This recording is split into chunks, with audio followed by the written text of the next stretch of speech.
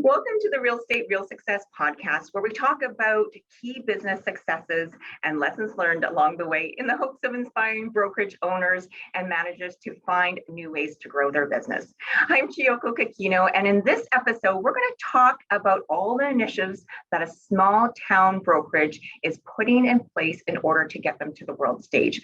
So I'm super lucky and excited to be joined by Vanessa Oake-Hogan. She is the broker and owner of Century 21 United Realty in Peterborough, Ontario. So Vanessa, thank you so much for joining me today. Thanks, Chiyoko. Thanks for having me. Happy to be here. Excellent. So let's start off, Vanessa. Tell everyone your background and your journey into real estate and really running your own brokerage. So why don't you give us a little bit of a history? Okay, so I grew up in real estate. My father was in real estate ever since before I was born. So I was always surrounded by it.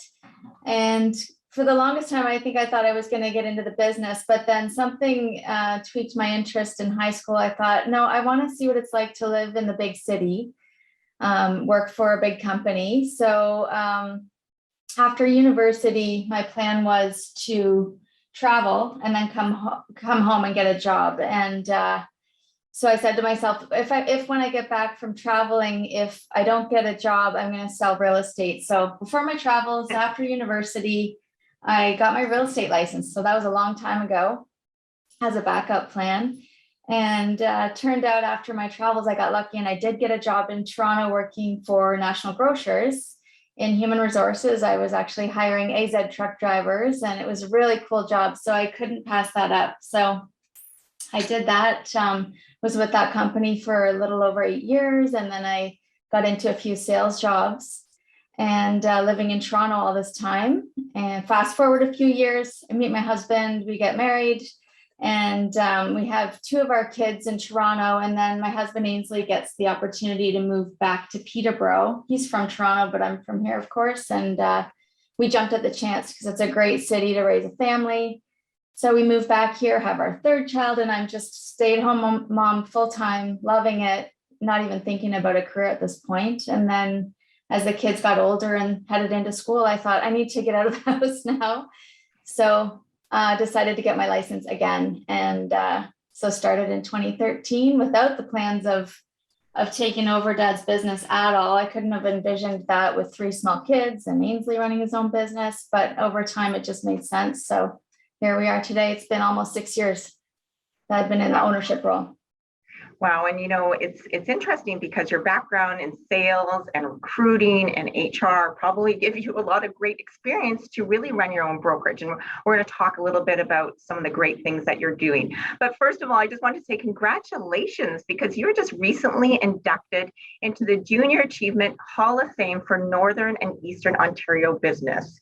So we're so proud of you. That is just excellent. I do also understand that your father was inducted back in 2018, and now the 2 of you together mark the first ever father-daughter duo to receive this distinction. So congratulations. Thank you. How is that making you feel? Like, it must be emotional. I know I sent you a text on the night and said, this must be so emotional to get something like with your father, right? Because we're going to talk a little bit about carrying on, his legacy, but how did it feel? Yeah, it was an emotional night for sure. When I was first told that I was nominated, I couldn't believe it. I kind of fell over. There were 3 agents here at the office that nominated me.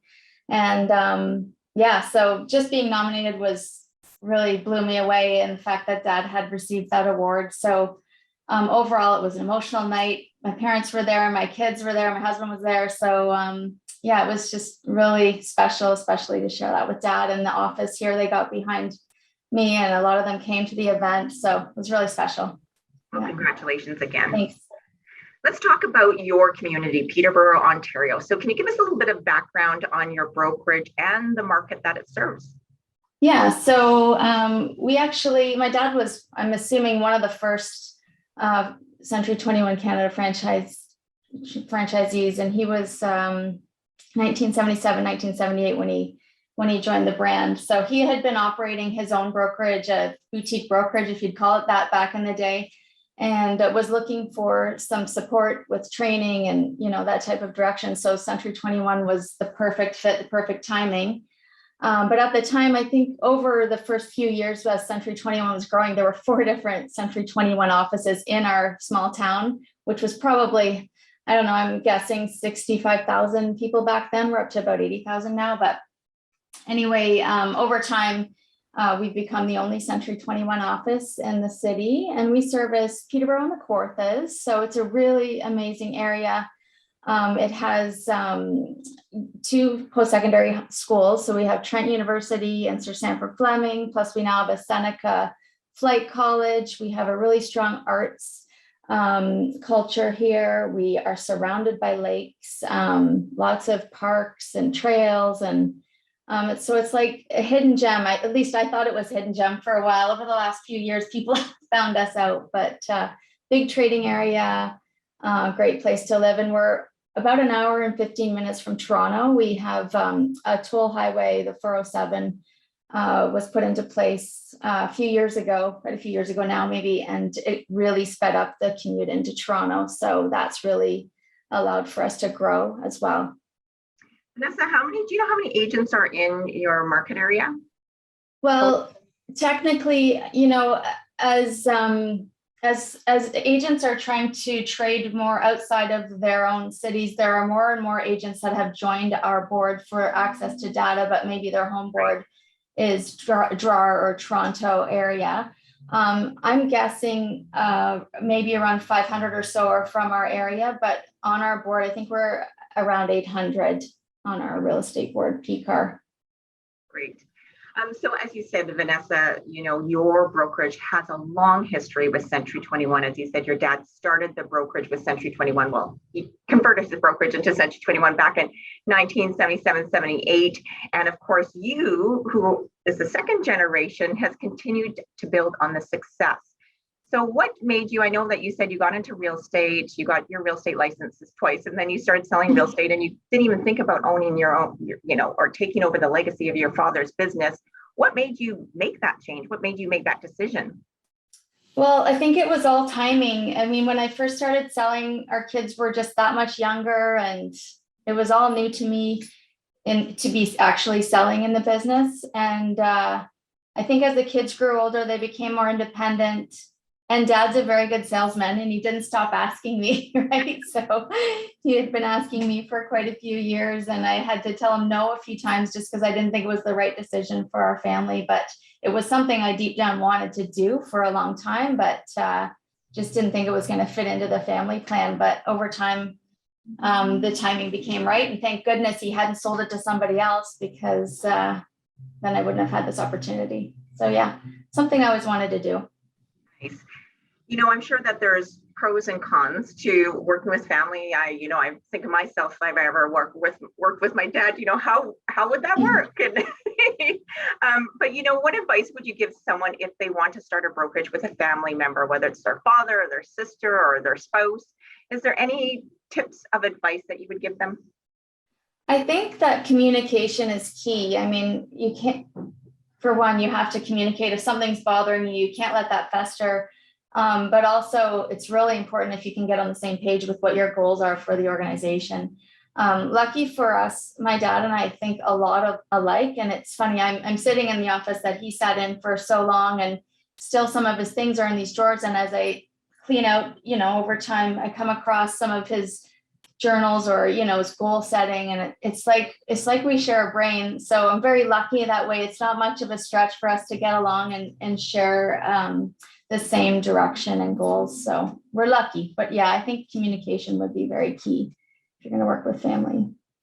Great. Yeah, communication is always key with everything, isn't it? Mm-hmm. So, you know, we've just seen so much change in the real estate industry in the last couple of years. So what are some of the changes that you're seeing in the industry, and how are you adapting to them?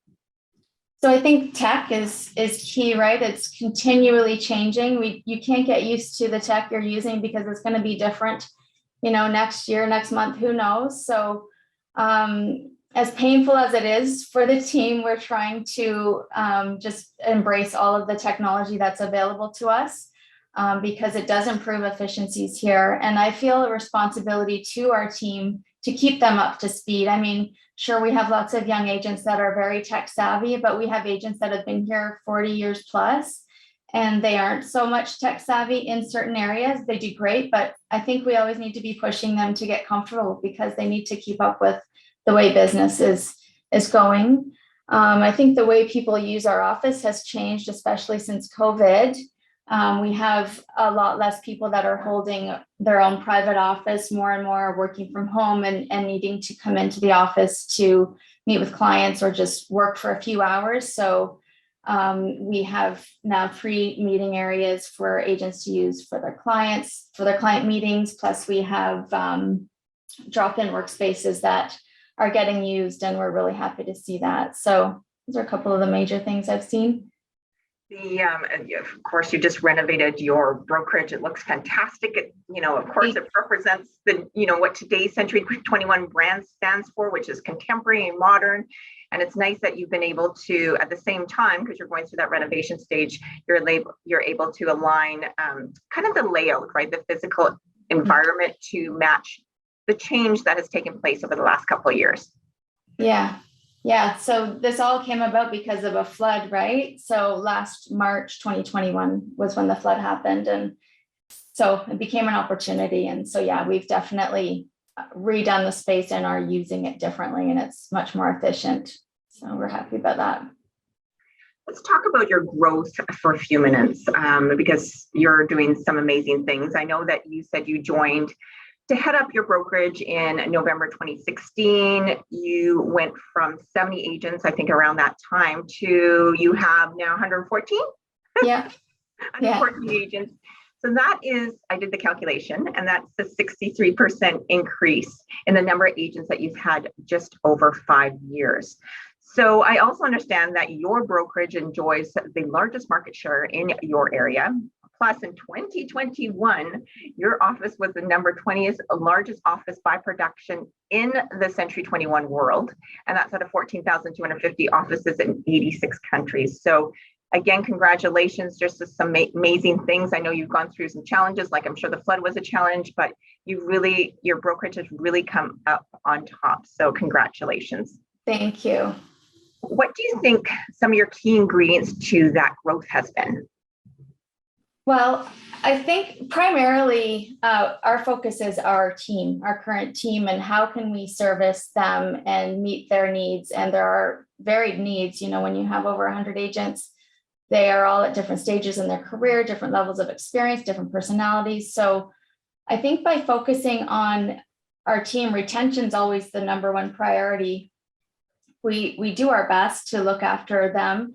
And I know our effort is for sure our best, and hopefully they feel we're delivering as well. But if you're looking after your team, it kind of looks after itself as far as that's something we can showcase, that if you are part of this brokerage, this is the type of service you're going to expect. So that's definitely number one. And then, of course, take it to social media and tell the story about what it is you do, how you do it. So that's really worked well for us. I love social media for that because it's a very quick and easy way of explaining what it is you're working on. And it's funny because we try to communicate in many different ways to our team of agents about what's coming up, what's happening, and you can send emails with lists of here's what's coming up in the next couple of weeks. But if you also then put a story on your social media, they see that stands out to them more. So it's really effective. And as far as recruiting goes, this is the first year I've actually started measuring and tracking what I'm doing. I was always making a big effort, I thought, but I've really noticed a difference this year by just setting a simple goal of 5 calls a day, and plus 2 times a week, or I try to speak to 2 people a week that I haven't met that have joined our board. And that discipline and tracking it, and then my manager is holding me accountable to that, has made a huge difference. So I just love that. I love having, a goal every day and like being disciplined to actually do that. So 5 calls a day, making sure that that's the one thing you need to do before the end of the day, because, especially when, if you're doing warm calls or especially cold calls, right, you keep putting it off. Yeah. And, so having that goal every day, then it doesn't seem such a big task, on the last day of the week, right? It's like, now I got to call 25 people. You Yeah. kind of created some bite-sized chunks that are more easily digestible for someone. Yeah, for sure. So key ingredients to growth. We got retention, we have social media, and we have recruiting. When you were talking about retention, what does attract agents to your brokerage? You said, the level of support, but what does attract, if you were to ask a new agent that recently joined you, what attracted you to our brokerage? What would their answer be? I think it does come down to support. We have a really large admin and management team.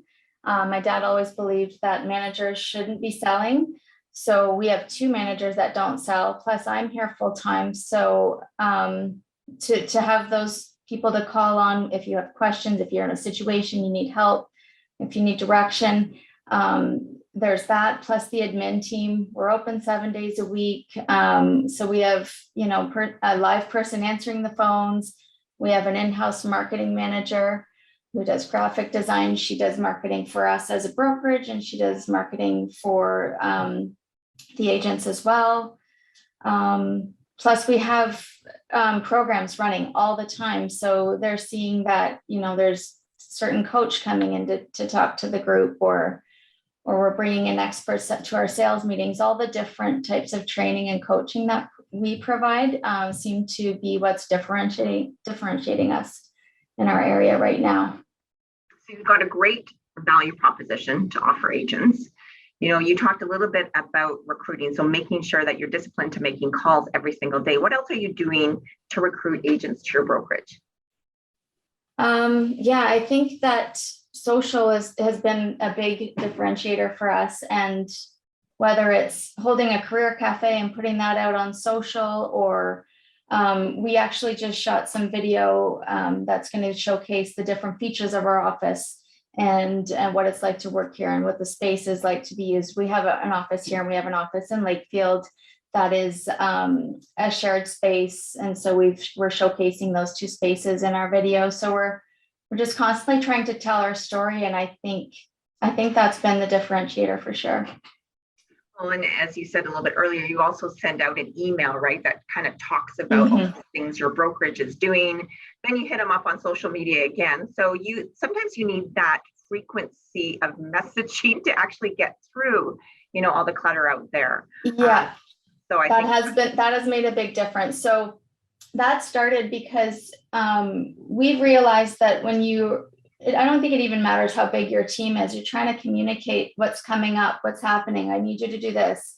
It's hard. People get bombarded with emails. They don't always read their emails. So we're trying to communicate them. I think communicate to them in maybe 7 different ways. But one thing that's really worked is a newsletter that's done at the end of every month that summarizes, this is what happened last month. This is what's coming up next month. All of the recordings from our sales meetings are in that newsletter, any training we've done, all the links that they may need.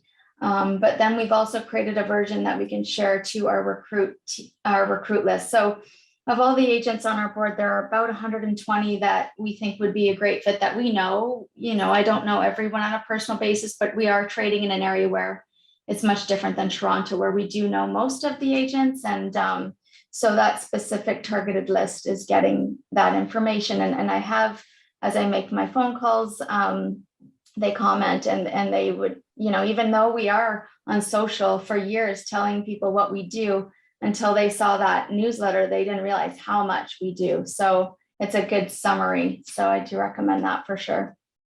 And I like the fact that you're taking like a newsletter you're already doing for, your agents, and then you're tweaking it, right? So you're using all the work that you put into doing the newsletter, and you're using that to, of course, attract new agents to your brokerage. So I think that that's great. Social media and newsletter, and of course, your discipline to calling. Out of all that, what's working best for you? The calls, for sure. Yeah. Yeah. This goes back to basics.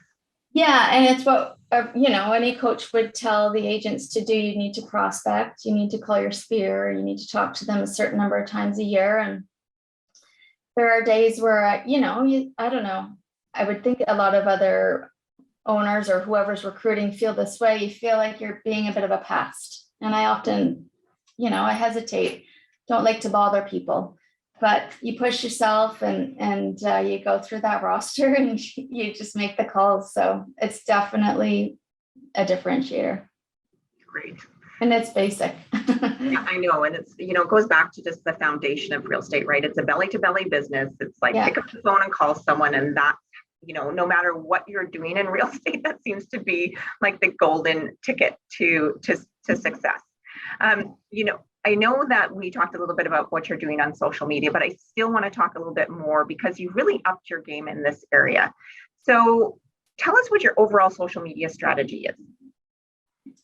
Honestly, it's not that structured. It probably should be. Maybe that'll be what I try to tackle next year. But as far as having a target, as far as how much I'm posting, I don't watch a ton of TV. So my entertainment is sometimes TikTok and Reels. And I think watching, you get ideas and you get inspired and you see how people are telling their story. And then I try to translate it over to what we're doing here. I mean, almost every day, every week, there are exciting things happening here, and I try to document that. So, and Reels are just such an easy way where you're keeping somebody's attention, where you can quickly explain what's happening this week, what's happening at this training session. So I do my best. I think I could even be better. I could do better for sure, but yeah, so that's been working for sure. It's interesting that you say that because I don't watch a lot of TV either. And I do the same thing as you. I go through social media and I look like I'm hooked up to like all the big brands, in the world. And I look at all the stuff that they're doing, and I screenshot and I get inspired. Yeah. And the songs, like picking the fun songs. I do exactly what you do. But I've been following you for a while on your social channels. And I'm so proud of you. Like, really, you've come so far, because I remember when I first met you, you're more conservative. You didn't want to put yourself out there. You didn't want to do a lot of video. And now you feel so comfortable and confident. And it looks so fun. Like, you make business look and real estate look fun, which it should be. So what tips would you give someone who felt the same way you did at the beginning? What tips would you give them to get them over that kind of nervous hump and be more visible and out there on social media? Well, you guys as a brand really pushed us, the bomb training sessions at conference and that line, people don't like how they look on video. Well, guess what? That's actually how you look. Yeah. So get over yourself and just keep doing it. The more you do it, the more comfortable you get. And I think for me, it becomes about the success of this company. It means more to me than my fear of getting on video. So I just was willing to do whatever it was going to take. So yeah, I think just keep doing it. Just put yourself out there. Well, I do find, because, I've been like you, I do a lot of video and it's, our technology, our social media channels are making it much more easier to do it fast, because if you put too much thought into it, if you have to do big setup, if you have to I used to take my video off my phone, upload it into YouTube, run my caption, fix all my captions, download it again, put it up on my phone. So easy now, right? Now it's like, you can edit on your iPhone, you can upload it to your social media channels. Now you can add all the captions super easy. It just generates auto captions. You can craft it. Like, it's just really easy now. And I think that if I could give a tip to anybody, don't overthink it. Just do something, easy, and don't spend a lot of time doing it. Like, just do it, edit it, add some captions, and call it a day. Exactly. And as I was talking, I was thinking I should give a shout out. There's a local guy here, Neil Morton, and he owned basically a marketing company. Right when I was getting into the business in the ownership role, his company was growing, and we connected. We knew each other from high school, but he was another person that was pushing me to do video. So it was Century 21 Canada push, and then he was pushing. So listen to the experts is a good advice, I think. Yeah. Excellent. Let's talk a little bit. You did give us a summary about some of the support that you provide your realtors, but what are you doing, if you can, what are you doing to help your realtors succeed and be more productive? So as a management team, we meet all the time. We try to plan out the year in advance. This is what we want to do. We're recognizing the different segments of our agent group. And so for new agents, we have an extensive new agent training program. They get a full binder with, as one of our managers, Doug, calls soup to nuts training, like everything from how to work your file system to how to prospect, the tech around the job and all that training. So there's new agent training. There is coaching and accountability for individuals if they want it, or we'll bring in different coaches through the year. We tried the Ryan Serhant program this year. That was delivered. Everyone got access to his program, watched it at home, and then we would get together once a week and discuss the takeaways. That's a really good program. We've used Rob Vivian for years through COVID. That he stopped coming in because of COVID, but we've used him over the years. He's amazing. Richard Robbins. And we have our own in-house program as well that we developed. Plus our sales meetings, we're always trying to bring in experts. We've had political representatives, land planners, lawyers, that kind of thing, trying to give the agents what they need to do their job, the tactical things. So trying to do as much as we can. So you mentioned a little bit about your training program that happens throughout the year, and I think you call it the Elevate program. Yeah, so it's evolved. We've done a similar type of program for the last few years, and the main goal is to help agents that want accountability, that want some structure, that want a business plan. So it's a full year commitment. We start, typically we'll start at the end of the year planning for the following year, help them identify their goals. How many transactions do you want to do next year? And how are you going to do that? You're going to call your sphere for sure, but what are a couple other pillars you're going to build for success? And we help them work out the details of the plan. And then we meet once a month and check in on how they're doing with their goal setting or with their goals. Are they meeting their targets? Like for me, are you doing your 5 calls a day? Are you doing the things you said you're going to do? And we also, with this group, try to do a bit of role play. We do scripts. We talk about, challenges or objections you're going to be coming up against in a listing presentation. There's a full agenda we've planned for the year, and it follows the typical flow of the business. And we also generate leads for this team. So with the purpose of like internet leads, I'm not a huge fan of, but it's a good training ground to teach them how to respond to leads. How many times should you be responding to that lead? Like just keeping them, it's something that we can train them on if they don't have anything else going on. So I think the combination's been really good. We have marketing materials for them and tools they can use, checklists, systems. It's a pretty extensive program that we're really pleased with. It was a lot of work putting it together for sure. I like the idea of, having that lead so you can actually walk through a real life situation. You can coach them along the way. So I think that's a great idea. Yeah. So let's just say I'm one of your agents, Vanessa.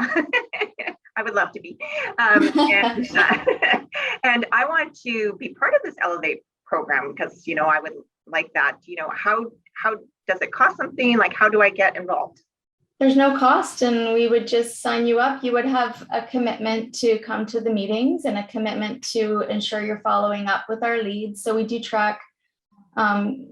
We use a lead generation company that has a portal. We can see how long it's taking for agents to get back to the leads. So there's an expectation as far as how soon they should be getting back to these leads. So just meeting the expectations of the group. If you're willing to do that, we're definitely going to have you join our group. And you said that you meet once a month. Is that a group meeting once a month? Yeah, it's a group meeting. Yeah, thank goodness it's in person again. So yeah, we're meeting together. Let's now talk about your new agent onboarding program, because you did say, new agents that come on board, especially new agents in the industry, they get a binder. Like, tell us a little bit more detail around that. Is that a year program? Is it 3 months? Is it 6 months? Do you have a timeline, or do you just, customize that program to meet the needs of that particular agent? Or give me a little bit more background on that. Yeah, we do customize it because everybody has a different availability, different schedules. So Doug and Andrew do most of the training with our new agents, and they'll meet with the new agents, see what their schedule is like, and they'll set up a recurring schedule. It can take anywhere from 2 weeks to maybe 2 months, depending on how busy that person is. it's best when there are a few agents starting together because they build those relationships, they feed off each other as far as the questions go, that kind of thing. So we flow through the binder, the topics, and yeah, they meet regularly. Doug will often take them out to a vacant house and show them how to measure a house. They go through scenarios with how to do a fake listing, list your own house, or do an offer on your house, that kind of thing. So it's as hands-on as possible. It does evolve because, as we were talking about earlier, the business continually evolves. So we try to change the program as needed, but and we try to do our best as well to make sure that everyone on our end, as far as admin and management, is doing their piece. So we use Asana now, which is a project management software, and we each have our own checklists in there tied to each new recruit that's brought in to make sure that we're each doing our piece. Yeah, there are a lot of moving parts really, and you don't want to drop the ball when someone new joins the company. So we're doing our best to make sure it's smooth. I like that idea about having Asana and using that, because then you can see everything at a glance. I've used Asana before, and I think that's great for you all to stay organized and, again, accountable for doing your role, right, and helping that agent be successful. Mm-hmm. Yeah. So with your sales meetings, let's talk about your sales meetings for a minute. I know with your sales meetings, I think you just mentioned that you bring in industry expert speakers. Tell us a little bit about the content and what you go over in your sales meetings and what that looks like. Yeah, so we had our sales meeting this morning. It's Tuesdays at 9. We do meet every week, and the second Tuesday of every month is a stats review. So Andrew, one of our managers, does a very detailed review of what happened the month prior, what's happening year to date, what's happening with showings, and he presents it maybe in a different way each month. And then there's the backup slides and documents are available to the agents through Google storage. So that's a standing agenda item the second Tuesday of every month. And then we try to fill that in with, sometimes our local real estate board will come in and do quick training on new tech that's being brought into the agents. We had the mayor of one of the townships join us a few weeks ago to talk about development that's happening in his township, and that was really interesting. We had the Peterborough Economic Development Group come in and talk to us about, the different types of companies that are trying to set up shop here in Peterborough and area, and what they're looking for as far as land and buildings, warehouses, that kind of thing. So just trying to connect our team with what's happening in the area at times. Lawyers come in, they'll talk about estate planning, or what happens after the agreement of purchase and sale is complete, what's their part of the job. So we're just trying to give them tactical information, what's happening in the city, whatever we can do that they think is valuable. Is it weekly sales meetings? It is weekly. We've played around. I mean, COVID made us rethink everything. I know everyone's in that boat. It was Zoom for so long, like everybody else, and we were always a weekly meeting. And then we tried, okay, let's just do once a month, because as Zoom went on and on and on, people started to lose a little interest in Zoom. So we thought, okay, maybe if we meet once a month, that's going to work. And it started to work for a while, and then it didn't. So we've tried a few different things, but so right now it's Zoom and in person. We're getting maybe close to 30 that are coming out in person. Plus we have another group that's tuning in from home. We got a really cool new tool called, and it's an Owl is the brand, and it's a camera that sits in the meeting room where we're meeting, and it will turn to whoever's speaking. So it can try, maybe you guys have that too. That's new to us here. So that's been helpful for those that aren't comfortable coming in. So yeah. We actually don't have it, but I've heard of it. Mm-hmm. So that's a great way to create that kind of a hybrid, sales in person, and also people that, because people have gotten into different behaviors too, right? Or maybe different childcare. And so it's nice that you've been able to be flexible for your agents, but have that consistency. So you talked a lot about training, coaching, you got the training program, Elevate, you got new agent onboarding and training. What tips would you give someone if they want to start their own training program for their brokerage?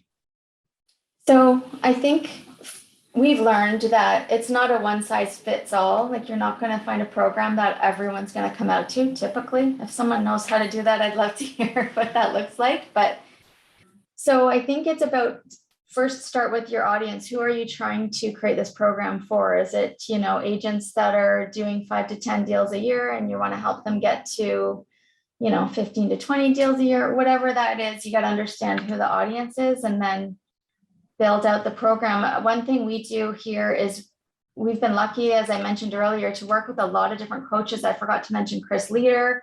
So all of those coaches, we take away different pieces and put together our program based on, everything we've learned as a management team. So yeah, it's extensive. You got to do your lesson plans, you got to market it out, you got to make sure everyone in the brokerage is aware that this program is coming up and this is the commitment level. So a lot of different layers, but I think it really comes down to understanding what you're trying to accomplish with the program.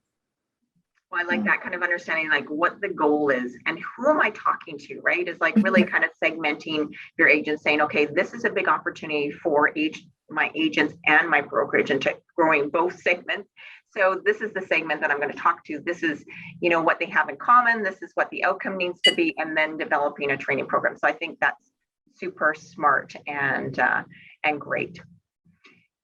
So I know that your brokerage also, part of your culture, I'm going to say part of at your heart of your culture of your brokerage is being involved in the community. So what drives your passion to give back to the community? Honestly, for me, starting out as the owner, taking over from Dad, I just was, stepping into his footsteps and doing what he had always done. Happy to do it. Not really, don't know if I was passionate about it right off the bat. I mean, it was definitely something I was going to do, but as you, over time, you go through the work but you actually get to be more connected to the recipients of, that are receiving the funds that you're raising, and you're seeing what they're doing with those funds. That's when you really get tied to these organizations and wanting to help them more and more. So and I think we're very fortunate, and it's our duty to give back for sure. So we're really happy to be doing that, and the team gets on board. They love being a part of it. I know you have some big initiatives. So why don't you talk, because there's some amazing things that you're doing. So why don't you talk about some of your key fundraising initiatives? Yeah, so Dad 36 years ago started the Carl Oak Swimathon. Over the years, he brought Rotary in. He was always a part of Rotary as well. So it's now the Carl Oak Rotary Swimathon, and it's an annual event that we hold usually in February. And it's a 1-hour swim. My dad would usually swim the full hour. But in order to increase the fundraising, he would invite other teams to join in, and they would relay, jump in the pool, just swim for a bit, and in their costumes. And in order for them to be a part of the Carl Oak Swimathon, they would have to raise a certain amount of money. So typically that fundraiser would raise anywhere between $40,000 and $60,000 a year. And through our affiliation with Century 21, 25% of the proceeds go to Easter Seals, and then the rest goes to Rotary. And they are involved in so many things in our community, from a breakfast for kids program, where a group of them go and they do breakfast for children that are coming to school without food, and as all the way through to Camp Kawartha. It's a local camp on Clear Lake that they do a lot of contributions to that camp. We have great Rotary trails that run through the city that are on our old railway bed and that are now walking trails that people love. So lots and lots of different things that they do for the community. And we're the major sponsor of the local lacrosse team. So that's been really big. They've had a few challenges with COVID. They weren't able to play, and then they were having a facility issue. So they're getting back to a regular season. Finally, their home openers this week. So that's going to be good, but it's a big sports town. And lacrosse is a big part of that. So that's been great. People are very grateful to see that support from our company to the team.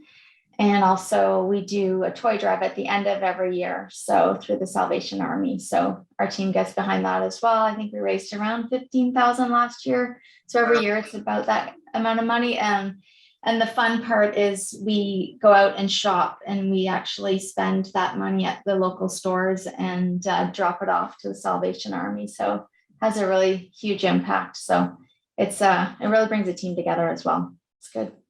Well, thank you so much. On behalf of Century 21 Canada, to you and your, C21 United family members, your agents, in supporting all the things that you do, because, it really makes a difference. As you say, you've seen it yourself. I think getting involved in, the local lacrosse team is always good for any brokerage owners in small towns, because they tend to really rally around their local sports teams. So I think that's always a great thing too, if they want to, I'm going to say increase the awareness of their brokerage or get more involved in the community. Mm-hmm. What are some tips? We talked a lot about growth. We talked a lot about retention, giving back to the community. What are some tips that you would give brokerage owners if they wanted to grow their business? So maybe their business has just, been basically maintained, but they're like, 2022, the rest of the year and going into 23 and further, like I want to grow my business. So what are some tips you would give them? I go back to what I said earlier, that with our main goal being retention and what we do for our team, because that's the most important part. Without our team being happy, I can't put effort into recruiting if I'm not looking after everyone here. And they become advocates. They, just through conversation, it comes up about things that are going on here. And I think the word of mouth is really helpful. So if you look after your agents, I think it's going to help you for sure. And so I would pour into programs and support and training and coaching, making your agent successful. And, if you can talk about it on social media, that's really helpful. That's great. That's a great tip. You've had a journey, and we've talked a little bit about your journey into real estate and the journey that you've had since you kind of joined real estate and took over your father's legacy. What are some words of wisdom that you wish someone would have told you before becoming a brokerage owner? I think you just have to listen to your gut. Your gut always knows. I know that, but sometimes I like to weigh in, get other people to weigh in. What do you think of this? What do you think of that? But deep down, and I probably wasted a few years with the what ifs. So go with your gut. Pretty basic advice, but I think it's important. Yeah. I agree with you 121%, because I'm like you. Sometimes if I get that input and, they've got a really strong, opinion or, case on it, and even though it's not feeling right with me, I'm kind of like, okay, we'll try it because I want to be open. And then I'm like, oh, I should have just listened to my gut. So I agree with you. It's basic, but it's important. I think you can be too analytical sometimes. I can be too analytical. Yeah. What are some, as you said, listening to your gut is kind of the key thing that, some advice you could, you wish someone would have said to you when you were starting off being a brokerage owner. What has been some of your key lessons learned over the years? Has there been things going, oh yeah, okay, that's good. That's the lesson learned. I'm going to make sure that I, learn from that and move forward. Oh, that's a good question. I mean, I think things are going to happen and you just got to make the best of the situation. I mean, we've had agents come and go and it hurts, but you have to just dig deep and say, okay, maybe did I play a role in that? What's my responsibility in that? What am I going to do to make us better? And move on and be kind and, never burn a bridge, right? We've had agents leave and come back, quite a few of them. So you never want to burn that bridge. And some people just need to do what they need to do at times. And you obviously need to let them do that and just keep plugging away, dig deeper, work harder. Yeah. I really like that you said that, because I think when, even as me, with a team of people, if someone leaves you, it's so easy to go, oh, well, they didn't do this or anyhow, like it's always, you could do excuses, but instead, and I try to do exactly what you do, is kind of reflect back going, did I take part in that? Could I have done something differently? And it's always great to ask them, what did you like most? What did you not like? What could I improve on as a leader? But I think it's always important to reflect back. So I think that's a good point that you brought up. We are going to wrap up, but I have one more question for you. What is the biggest challenge that you've ever faced in your life? It doesn't have to be real estate, it can be anything, that ended up being a blessing in disguise. Well, I think there have been quite a few, but one of them was this flood, just the timing of it, because we had just gone through COVID. We're still in the middle of COVID. It was March 2021. I mean, yes, our industry was one of the very lucky industries through COVID that thrived.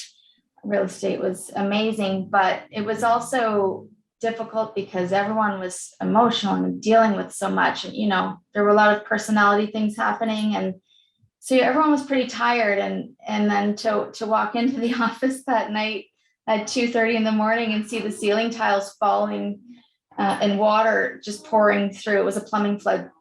I was like, okay, I gotta make the best of this. So, and I think, I don't know, we just dug deep and we turned it around and kept a smile on our faces. And this team here is amazing. Like, we shuffled them around. We had them working in a small area and noise and like through the construction period. And so, I don't know, I think dig deep, make lemonade out of lemons, and having a great team around you. Like, I couldn't have done it without the team support. So that's one challenge. You have, now, that was a major challenge, and I could just imagine.